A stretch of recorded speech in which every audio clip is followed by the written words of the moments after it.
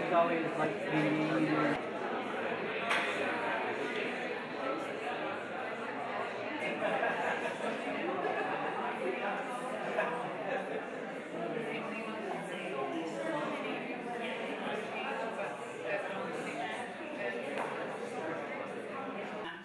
her and her work to the Art Gallery of Windsor. Thank you.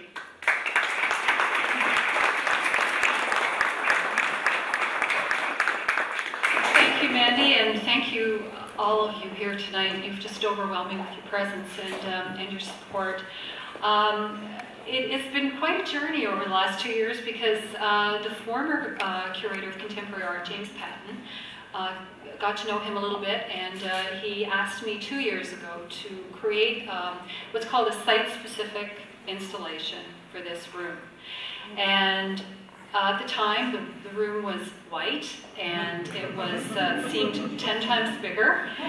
And he said, he kind of threw down the gauntlet and said, your work could really go to another level.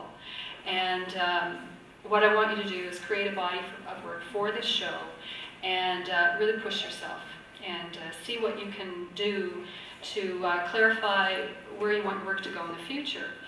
And so that was kind of a little overwhelming, and it took me about a year to really come to terms with what I wanted to do, and I had a lot of fits and starts and stops and starts, and of course we have a pretty demanding schedule too with commercial galleries across Canada and the US, so this was all going on at the same time. And finally, about a year ago, it just kind of all came to me through a process, a hit-miss process, which really started with the works in a little side gallery over here, which I call the Nucleus series. And for me, color is a very important part of my work because I'm highly sensitive to color, the nuances of color, and also have always been interested in how color affects us all psychologically. The same image in a different color makes us react in different ways. So the side room really became almost a scientific experiment for me, where I imagined each color sequence to be like looking through a microscope, which is why I call it nucleus, to become kind of the DNA reference of a color sequence, which a lot of people have asked me what do the numbers and letters before the words nucleus mean. And basically it's my own personal code, but you can figure it out, because if it says YGB, it means it's yellow, gray, blue. You know, so kind of pretty obvious. And I'll let you all use your own imaginations as to what those references mean. So they really were the nucleuses of the colors and the color sequences. Once I kind of got through that and kind of warmed up, I still was at a loss as to what to do. And one night I had a very vivid dream in which I dreamt that I was walking through a tunnel with a colored waterfall with the cool colors on one side and the warm colors on the other. And I was walking down a tunnel. And that kind of gave me the beginning reference point to create this series on either side that you see. And if the room was longer, I would almost like to see the whole thing transform and continue on. There's actually 2 other pieces, but we ran out of space. And once those were done, the next challenge was really doing the very large pieces that you see on the end wall.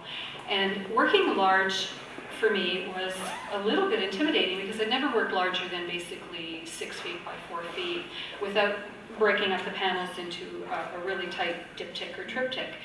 And but James had said, he wanted them as canvases. And by the way, I have to really thank Mandy, because Mandy Salter kind of stepped in, and it's always a little bit disconcerting for both the curator and as an artist to have to change horses midstream, so to speak.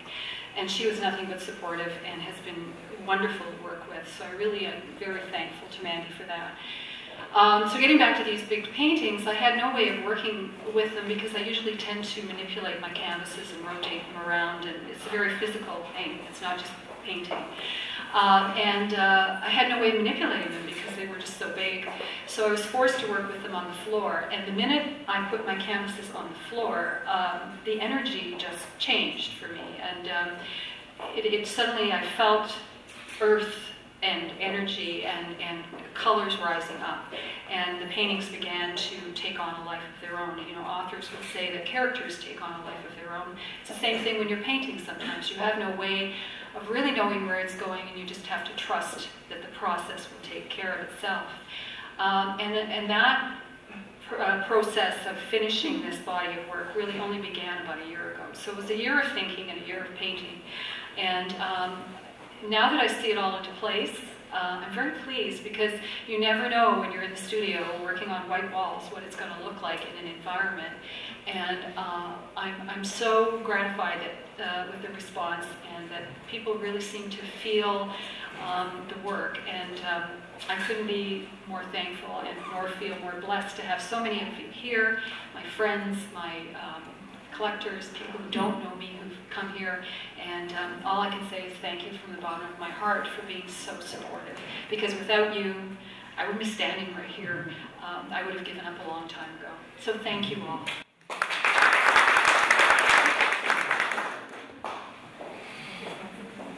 That's all, folks.